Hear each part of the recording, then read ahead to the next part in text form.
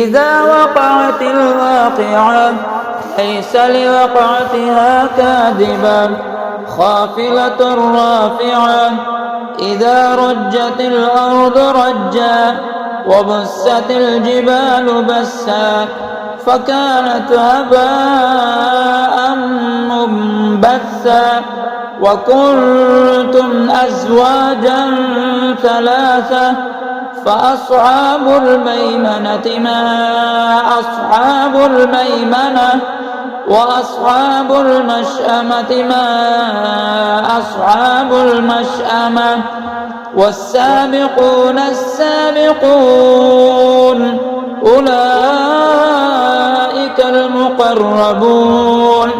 في جنات النعيم ثلة من الأولين وقليل من الآخرين على سرر موضونة متكئين عليها متقابلين يطوف عليهم ولدان مخلدون بأكواب وأباريق وكأس من معين لا يصدعون عنها ولا ينزفون وفاكهة مما يتخيرون ولحم طير مما يشتهون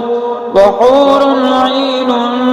كأمثال اللؤلؤ المكنون جزاء بما كانوا يعملون لا يسمعون فيها لغوا ولا تأثيما إلا قيلا سلاما سلاما وأصحاب اليمين ما أصحاب اليمين في سدر مخضود وطلح منضود وظل ممدود وماء مسكوب وفاكهة كثيرة لا مقطوعة ولا ممنوعة وفرش مرفوعة إنا أنشأناهن إنشاء فجعلناهن أبكارا عربا أترابا لأصحاب اليمين ثلة من الأولين وثلة من الآخرين وأصحاب الشمال ما أصحاب الشمال في سموم وحميم وظل من يحموم لا بارد ولا كريم إنهم كانوا قبل ذلك مترفين وكانوا يصرون على الحنث العظيم وكانوا يقولون إذا متنا وكنا ترابا وعظاما أئنا لمبعوثون أوآباؤنا الأولون قل إن الأولين والآخرين لمجموعون إلى ميقات يوم معلوم ثم إنكم أيها الضالون المكذبون لآكلون من شجر من زقوم فمالئون منها البطون فشاربون عليه من الحميم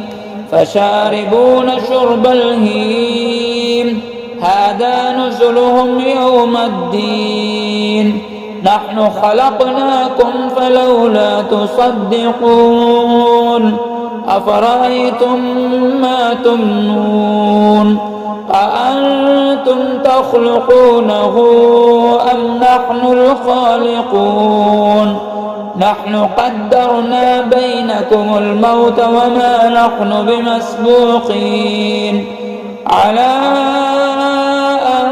نبدل أمثالكم أمثالكم وننشئكم فيما لا تعلمون ولقد علمتم النشأة الأولى فلولا تذكرون أفرأيتم